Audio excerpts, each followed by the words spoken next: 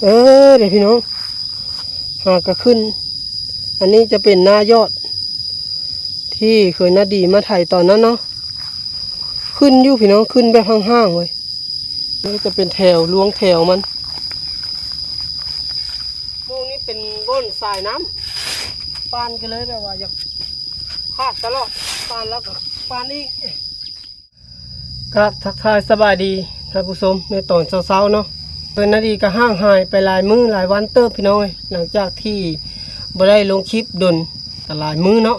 4-5 วันแล้วแหละเพราะว่าบ่ค่อยมีเวลากับแม่นพี่น้องหลังจากที่แล้วนะทงนั้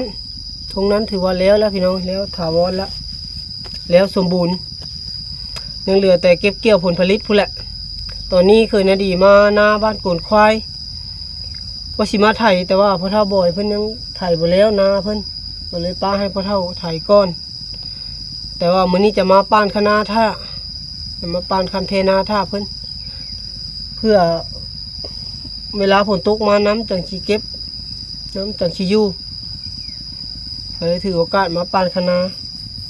ท่าเพิ่นแล้วไถหลังจากเพิ่นไถแล้วก็จังสิได้เอามาไถนาปลาจ้อยเลยไปพี่น้องบอกว่าลายใหญ่ห้าง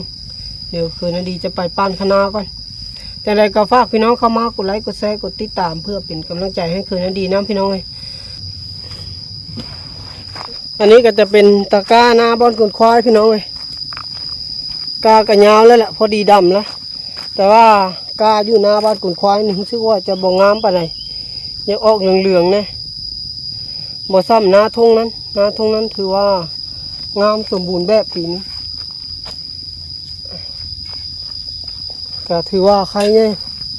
ก็พอใช้ได้อยู่พี่น้องเลยถึงบ่งามก็พอได้อยู่แต่บ่งามซ้ำทรงนั้นก็พอดีดำเดี๋ยวก้อนไปป้านคันเทนาจะไปเลาะเบิ้งนาที่เคยนาดีไถแล้วยอดเอาตั้งแต่ตอนที่ช่วงเด็ดนั้นให้เบิ้งว่าตอนนี้มันเป็นจังใดแล้วมันป่งแล้วบ่มันงามสำใดมันกะสิเปลี่ยนตาอยู่บ่นะเดี๋ยวพี่น้องหากก็ขึ้นอันนี้จะเป็นหน้ายอดที่เคยนาดีมาถ่ายตอนนั้นเนาะขึ้นอยู่พี่น้องขึ้นแบบห่างๆเลยบ่เสมอปานใดเดี๋ยวจะให้เบิ่งเป็นแถวมันเด้อันนี้จะเป็นแถวล้วงแถวมันปีหน้านี่น่าคิดว่าจะยอดตั้งแต่หัวปีเอาพี่น้องตั้งแต่ต้นเดือน6พู้นแหละปีนี้บ่ทันแล้วมันล่าแล้วเดี๋ยวมาเบิ่งให้ต่อไปคือกันบ่คล้ายๆกันพี่น้องอันนี้คือถือว่ายอดล่าแล้วแบบเวลามันเลยมาแล้วนะ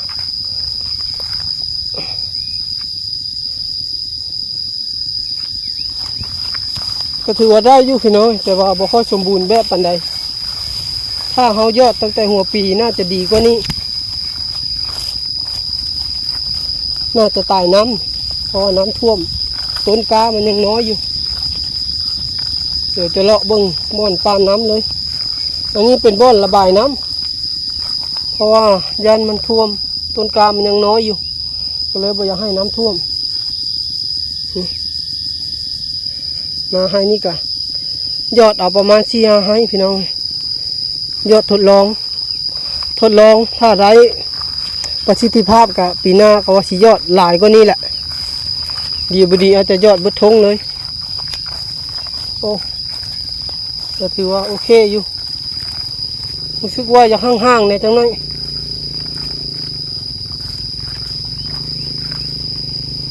เดี๋ยวน้ำมาจากสีใส่ปุ๋ยไปป้านคณะก่อนพี่น้องบ้านนี้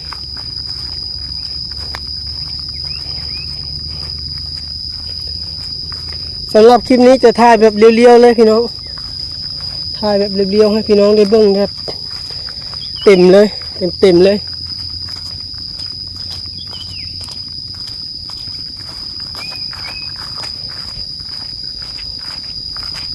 อันนี้เป็นไฮนาที่ยังบ่ทันได้ว่าน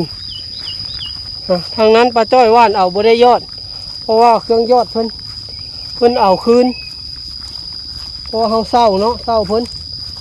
วันนี้เพิ่นเอาไปยอดของเพิ่นแล้วก็เลยบ่ได้ยอดว่านเอาเลยบอนที่ปานคณะเห็นแล้วพี่น้องคณะข้าน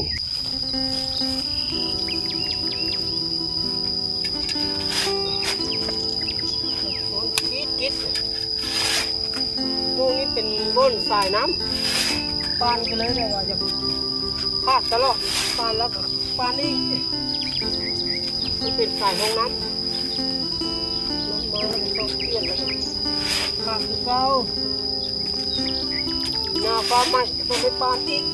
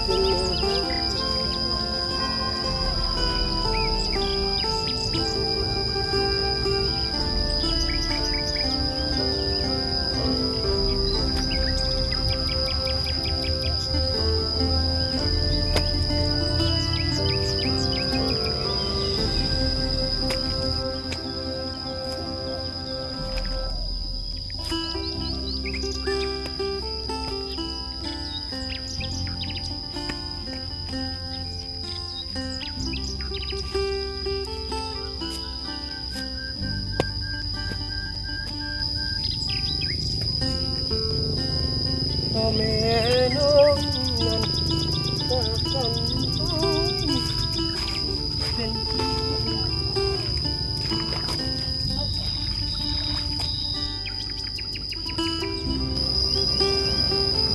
คิดเห็นหน้าโอ้แม่ห้างลูกสามคิดทอดตาหวานอ้ายได้แต่เฝ้าคอยแอบรักตัวเองใจอ้ายนี่บอกเคยคอยเห็นใจอ้ายเนี่ยเด้อแม่ทาง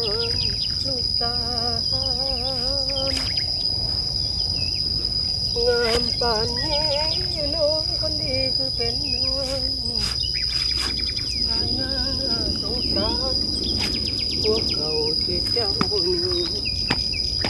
เขาสร้างบ่เห็นความงามของน้องคนดีงามปานนี้เขายังทิ้งน้องไปฟังลูกหนึ่งยังเดินใส่ไหลลูกสองผ่านไปงามเกิดใจแท้ละนะฟังลูกสามมาเจอมองที่กว้างอีกแล้ว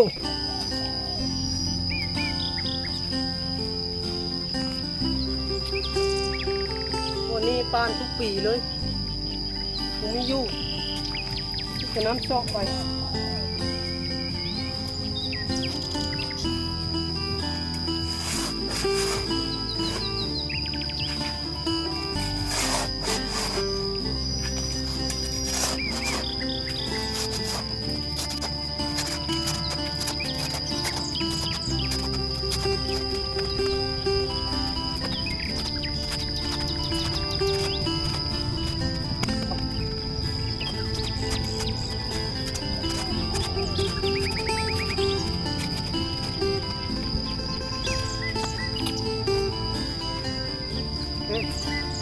เรียบร้อยโอ้โหน้อยนึงพี่น้องตอนนี้กะปานคณาแล้วเป็นที่เฮี้ยมห้อยพี่น้องเลยกลับขึ้นมานั่งเศร้าเมื่อยจังหน่อยนะดีขึ้นมาเศร้าก็โดนเติบแล้วแหละจนเหื่อมุดแล้วพอพักผ่อนจังหน่อยจังสิกลับออกเมื่อพี่น้องเลยผู้แหละมื้ออื่นผู้แหละจังสิออกมาไทยพอมื้อนี้พอเท่าเพิ่นสิไถนาทงบานเพิ่นแล้วเพิ่นตอนนี้เพิ่นยังค้านาอยู่มื้อจังสิออกมาไถสำหรับกระเจ้าป้าจ้อยแม่นไปดำนาพี่น้องไปดำนาซอยกระเจ้าเพราะว่าตอนที่ดำนาทงนั้นมีคนไปช่วยหลายบางคนก็เอาเงินบางคนก็บ่ได้เอาเงิน พื่อว่าเขาเจ้าอยากให้เฮาไปช่วยเขาเจ้าแบบนี้นะเฮาก็เลยต้องได้ว่าง่ายก็คือแฮงแลกแฮงก็เลยบ่ได้เอาเงินเขาเจ้าก็เลยป้าจ้อยแล้วก็แม่น้องลิสาก็เลยต้องได้ไปดำนาตอบแทนเพิ่นกลับคืนคือเก่าเมื่อวานนี้แม่น้องลิสากับป้าจ้อยก็ไปดำนารับจ้างหลังจากที่แล้วตรงนั้นก็บ่ได้อยู่ละพี่น้องเขาเจ้าก็ไปหารับจ้างดำนาลกกาแล้วก็บางคนก็ไปช่วยละเพราะว่าเป็นพี่น้องกันแต่ว่าตอนนี้ฝนบ่มีวี่แววสิตกเลยนี่สิมีน้ำให้ดำอยู่บ่มื้ออื่นนี่ถ้าบ่ได้ดำก็มีแต่สิถ่ายไว้รอถ้าฝนมาก็จังสิคาดนาแล้วก็ดำเลยช่วงนี้ที่เคยนาดีบ่ได้ลงคลิปก็ต้องขอโทษขออภัยน้ำหลายๆอีหลีพี่น้องเคยนาดีก็มืดพื้นอยากลงคลิปดุเพราะว่าถ้าบ่ลงคลิปดุก็ยอดเรียนก็บ่ขึ้นเลยแต่จักสิเฮ็ดจังใดดียากลูกน้อยแน่เพราะว่าถ้าแม่น้องอลิสาไปดำนาเคยนาดีก็มีแต่ดูแลน้องอลิสาบ่ได้ป้าให้แม่เฒ่าดูแลให้เพราะว่าเพิ่นก็บ่สบายเจ็บออดๆแอดๆเพิ่นดูแลบ่ได้ดอกเพิ่นเบิ่งบ่ได้เพราะว่าเพิ่นก็ตัวเพิ่นเองก็ยังประมาณแล้วเนาะนะเพิ่นก็เลยแบบว่าบ่อยากให้ป้าไว้นำอีตนเพิ่นก็บ่สบายแน่เพราะว่าปีนี้เพิ่นก็บ่ได้ดำนานำเลยถ้าแม่น้องอลิสาอยู่ก็จังสิได้แบบว่าถ้าไปหันไปนี่ก็จะสิได้ถ่ายคลิปเคยนาดีก็ถ้ามื้อใดแม่น้องอลิสาบ่อยู่ไปหันไปนี่แล้วก็เคยนาดีอยู่แลอยู่บ้านอยู่เฮือนดูแลลูกสาวก็แล้วถือว่าบ่ได้เฮ็ดหยังเพราะว่าลูกสาวก็คือว่าแหละเด็กน้อยเนาะอยู่ในวัยซนดื้อพี่น้องเฮ็ดหยังก็ยากถ้าว่าเฮาจับกล้องมาว่าสิถ่ายคลิปน้องอลิสาก็มาญาติเอามือถือมาญาติเอาโทรศัพท์ไปแล้วก็แล้วแบบนี้ตอนอยู่เถียงนาพุ่นนอนนาได้ประมาณ 5-6 คืนนี่แหละรวมๆกับ6คืนบ่แม่น5คืนกับ6วันเนาะนอนเถียงนาอยู่พุ่นได้ถ่ายคลิปแต่ 3-4 มื้อกายนั้นก็แบตหมดบ่มีแบตแล้วก็แล้วเลยจนกว่าจะแล้วนะว่าจะถ่ายเอาบรรยากาศในมือสุดท้ายของดำนาทงนั้นก็ยังบ่ได้ดำยังบ่ได้ถ่ายซ้ำเพราะว่าแบตเบิดเนาะก็ต้องขอโทษขออภัยน้ำพี่น้องเลยเอาสำหรับ EP นี้ก็สิได้ขอจบไว้เพียงเท่านี้เนาะพี่น้องเนาะก็สิได้ขอลำลาพาจากพี่น้องไปก่อนก็สิได้ออกเมืองก่อนตอนนี้ก็เป็นเวลาน่าจะมันก็10 โมงแล้วพี่น้องเลย10 โมงครึ่งนี่แหละพอดีเพื่อเมืองฮอดบ้านก็11 โมงเฮ็ดอยู่เฮ็ดกินตอนแรกว่าสิไปหางัวก็ลักเพราะว่าช่วงนี้ในช่วงฤดูฝนนี้แต่ละคนเพื่อก็จะให้จับงัวจับควายผูกไว้แล่งไผ่แล่งมันหรือว่าคอกไผ่คอกมันนั่นแหละเพื่อบ่ให้เข้านาของคนอื่นเลี้ยงถ้าสิ้นชุดฤดูฝนหรือว่าเก็บเกี่ยวผลผลิตแล้วเพื่อนจังสิให้ปล่อยแบบนี้สำหรับอยู่บ้านนาดีหลังจากเกี่ยวเข้าแล้วเรียบร้อยเพื่อก็จะละหัวแล้วก็สามารถปล่อยงัวได้แต่ในช่วงฤดูฝนนี้แต่ละคนก็แต่บนไม่มาทุกคนหรอกพี่น้องบางคนก็ผูกบางคนก็บ่ผูกก็บ่เสมอไปแต่ว่าเฮาล่ะอยากผูกย้อนว่าบ่อยากให้ไปเข้านาเพิ่นย่านเพิ่นตีเพิ่นแทงน่ะมันสิยากเพราะเฮาบ่สามารถเอาพิษนำเพิ่นได้พองัวเฮาไปเข้านาเพิ่นเด้